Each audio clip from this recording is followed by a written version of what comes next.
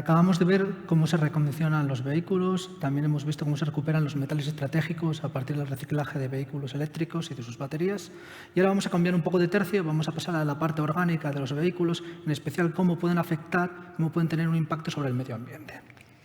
Pero antes de ello me gustaría presentar el grupo de investigación. Pertenezco al grupo de contaminación por metales del INCAR, del Instituto de Ciencia y Tecnología del Carbono en Asturias, en Oviedo, en el que tenemos una línea de trabajo enfocada en la caracterización y remediación de los suelos contaminados, no solamente por contaminantes orgánicos, como veremos hoy, también por metales y metaloides, como el arsénico, el mercurio, cobre, plomo.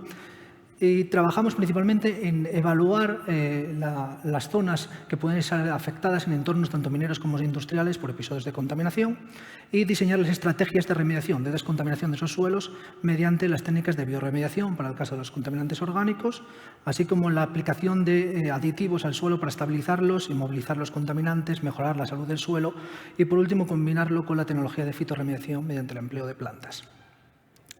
Bien, en el caso en el que vamos a tratar hoy, en la contaminación de los suelos por contaminantes por hidrocarburos, por contaminantes orgánicos, podemos destacar diferentes fuentes de contaminación. Estos contaminantes orgánicos pueden llegar al suelo mediante remesas accidentales, mediante el manejo, transporte, extracción, almacenamiento de petróleo y de sus derivados, también mediante operaciones industriales, actividades mineras, fugas y pérdidas en tanques de almacenamiento, prácticas agrícolas, actividades urbanas y guerras, conflictos armados o fenómenos naturales.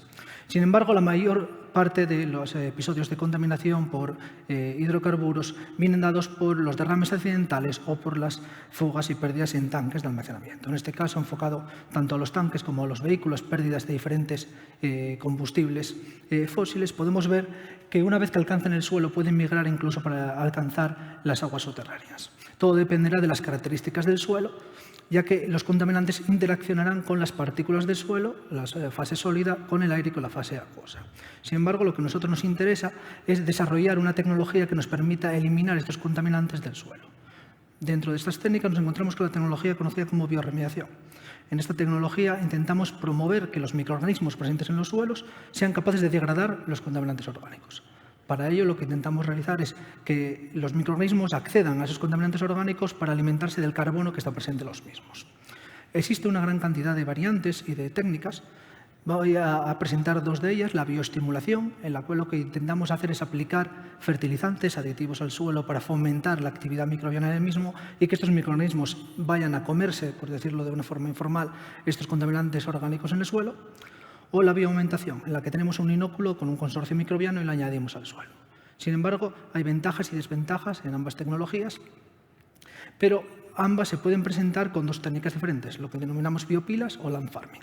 En las biopilas tenemos una forma de remediación estática, en la que el suelo se apila, como el nombre indica, y se intenta una aireación y mantener la humedad a lo largo del tiempo para fomentar esta actividad microbiana. En el caso del land farming, lo que intentamos hacer es de una forma dinámica mover el suelo, airear el suelo para que estos microorganismos puedan acceder más fácilmente y degradar los contaminantes orgánicos.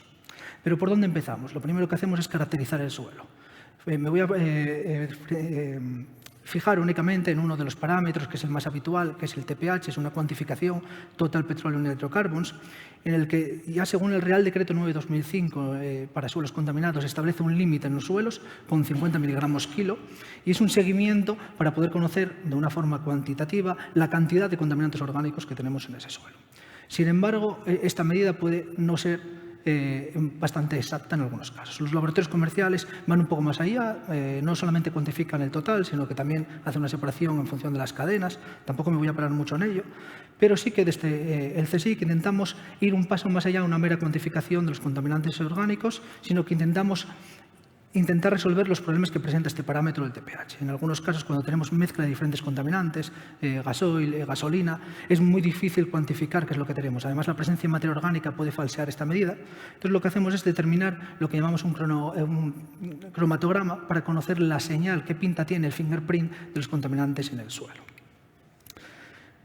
No quiero asustar a nadie con esta gráfica, no voy a pararme en la parte de la química orgánica, pero solamente quiero mencionar que dentro de un suelo podemos encontrar diferentes tipos de contaminantes orgánicos, señalando, por un lado, los contaminantes alifáticos y los aromáticos, y luego podemos encontrar diferentes componentes no hidrocarbonados que son mucho más complejos. Bien, ¿por qué nos interesa conocer qué familias de compuestos tenemos en el suelo? porque eso nos va a dar una pista de la fuente, el origen de contaminación y además de la persistencia de estos contaminantes en el medio ambiente. Si tenemos, por ejemplo, un derrame de gasoil o de queroseno de gasolina, vamos a tener diferentes compuestos orgánicos que van a ser más persistentes o menos persistentes y más biodegradables o menos biodegradables. Por eso nos interesa conocer qué es lo que tenemos en el suelo. Además, podemos encontrar algunos de estos compuestos que también se establecen en el Real Decreto, que son los hidrocarburos aromáticos policíclicos. La EPA, la Agencia Medioambiental de los Estados Unidos, establece 16 compuestos prioritarios. Sin embargo, si observamos el cromatograma, podemos encontrar compuestos muy parecidos, pero que difieren. Y aquí, al fin, tenemos un cromatograma del que llevo hablando un rato. En este cromatograma, en la parte de arriba del todo, podemos ver el perfil de un crudo, un petróleo. Podemos ver diferentes cadenas, que va desde la cadena 5 a la cadena 35. Eso quiere decir que lo primero que aparece en el cromatograma son las cadenas más cortas y luego van apareciendo las cadenas más largas. En el caso de un diésel vamos a tener un rango de cadenas. En el caso de una gasolina, por ejemplo, vamos a tener las que son más volátiles, las que son cadenas más cortas. Además, cuando nosotros tenemos un material de partida, vamos a tener un cromatograma como el de arriba a la izquierda. Cuando llega al suelo y se produce una degradación rápida, lo que tenemos es un cromatograma parecido al de la derecha. Tenemos lo que se denomina UCM, que es Unresolved Complex Mixture, que es una mezcla de diferentes compuestos que nos va a evitar tener unos picos tan preciosos como los de la gráfica anterior. Por tanto, no vamos a poder cuantificarlo con un TPH, no vamos a poder integrar el área y tener una medida fiable, porque vamos a tener todo ese ruido. Cuando biodegradamos nuestros contaminantes orgánicos en el suelo, lo que tenemos son una menor intensidad de picos, pero tenemos una curva UCM aún mayor. Lo que intentamos es utilizar técnicas que denominamos Environmental Forensics, que es una ciencia ambiental forense, para poder desentrañar toda esta curva que nos impide ver qué es lo que está pasando realmente en el suelo. Entonces, utilizando una cromatografía acoplada a gases masas, podemos obtener el fingerprint de nuestra contaminación. Esto va un paso más allá de esos paquetes comerciales que comentaba anteriormente, paquetes analíticos. Para ello utilizamos biomarcadores químicos que son fósiles moleculares. Cuando se genera el petróleo en la Tierra, no voy a parar a explicar, esto sería la ventana del petróleo, tenemos la maduración de esa materia orgánica para generarlo, se generan diferentes compuestos, algunos de ellos son los opanos. Estos opanos son la huella digital del petróleo. Por tanto, podemos identificar a partir de qué petróleo se ha originado un combustible fósil y cómo ha llegado al suelo. Además, de una forma más rápida y eficiente, podemos utilizar también isoprenoides. Cuando en los primeros estadios de la maduración de la materia orgánica en el suelo, durante la diogénesis, tendremos la transformación de la molécula de clorofila, por ejemplo, en fitano y pristano. Son unos isoprenoides que son persistentes en la naturaleza y van a servir de indicadores para conocer si estamos biodegradando y estamos descontaminando el suelo. Por ejemplo, comparando la relación del fitano con el carbono 18, vamos a ser capaces de hacer un seguimiento de la biodegradación.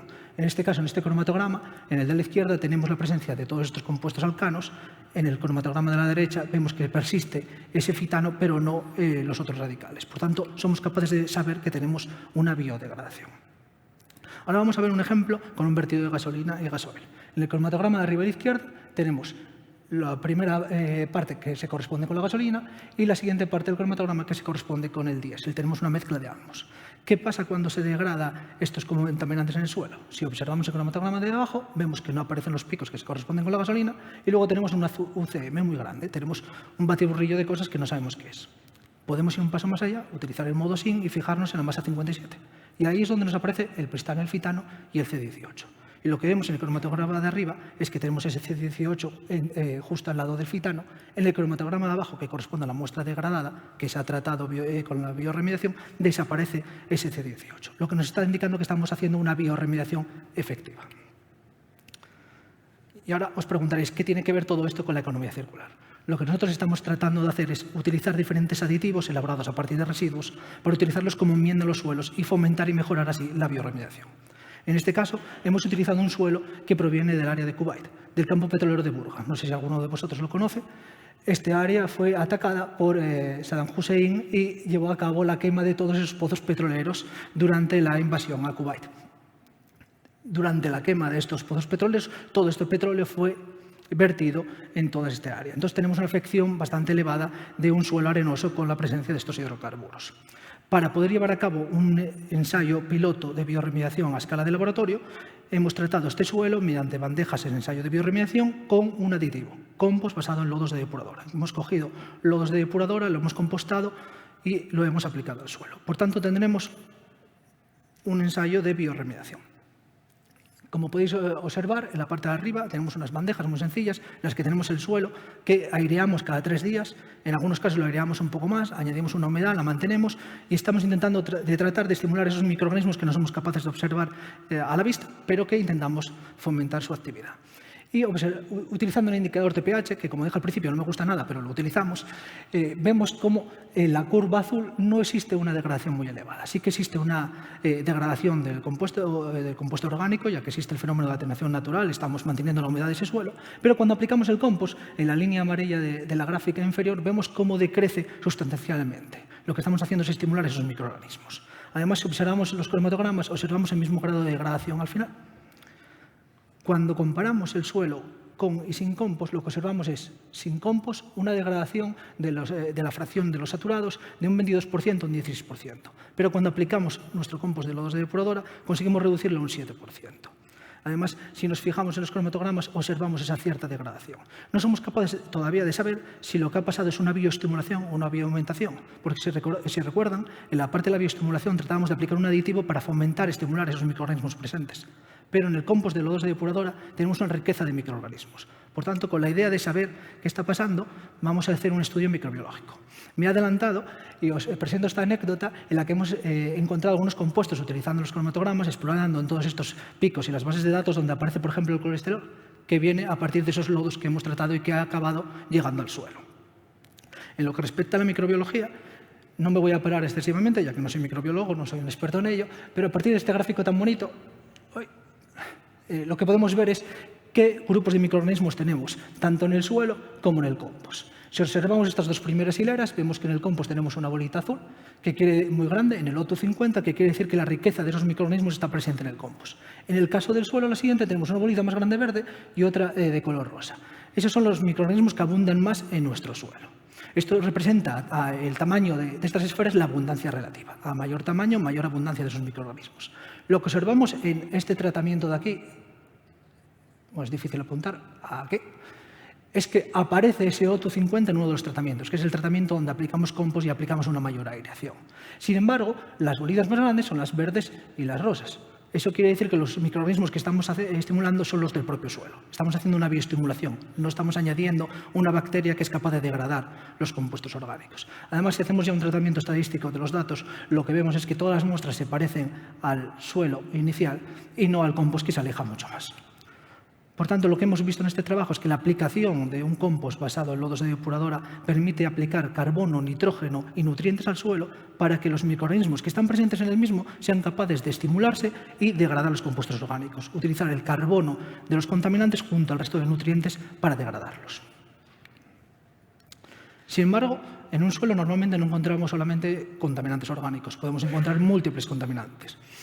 Podemos encontrar metales, como acabamos de mencionar, y metaloides, pero también contaminantes emergentes, como microplásticos o PFAS. ¿Qué podemos hacer para poder remediar la contaminación múltiple? Pues elaborar tecnologías híbridas. Para ello lo que estamos haciendo es elaborar enmiendas en base a diferentes tipos de residuos, enmiendas tanto orgánicas como inorgánicas, para poder atacar a ambos contaminantes. Pero sí que me gustaría resaltar una nueva tendencia que se está viendo en la remediación de suelos, nueva o una tendencia que está perdurando en el tiempo, que es la disminución de los costes de la remediación a la vez que se utilizan técnicas menos agresivas. Por eso el valor de la economía circular en este caso tiene un alto valor, ya que estamos intentando aplicar residuos de bajo coste, pero hay un desafío que hay que tener en cuenta, que es la introducción de nuevos contaminantes emergentes a partir de estos residuos. Por ejemplo, estamos realizando diferentes tipos de compost en colaboración con la empresa gestora de residuos en Asturias, a partir de diferentes residuos que pueden tener diferentes contaminantes emergentes, véase los microplásticos.